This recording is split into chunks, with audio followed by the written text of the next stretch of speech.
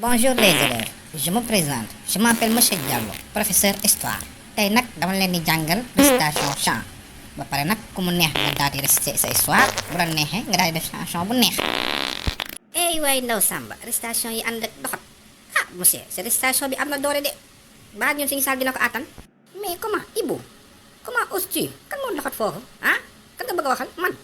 ah monsieur man damaa tiit di récitation chant rek di ànd ak ay puut puut ay tiit tiit moo tax ma ne baa suñu saal dina ko àttan waxuma yaa doxat de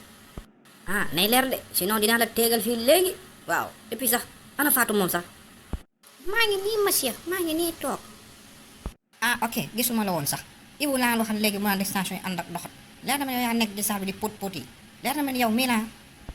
monsieur du man maay puut puut yi de saa yi boo waxee rek damay dégg ay push ay brr ay bar ay pot pot loolu lay dégg de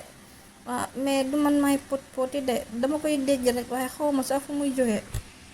ok kon baax na comme sax da ngeen ma jox initiative affaire doxat dinaa leen tegal benn récitation boo xam ne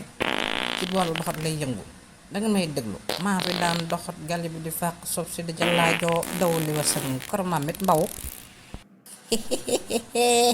way sama de yaa boy uy sama de yaa boy ay waa jële mbaw na ko ci saal ba mbaw na ko e Fatou kañ dem récréation jot na wala wàcc nañu sax e bu leen fàtte abonné ngeen bés cloche bi ba beneen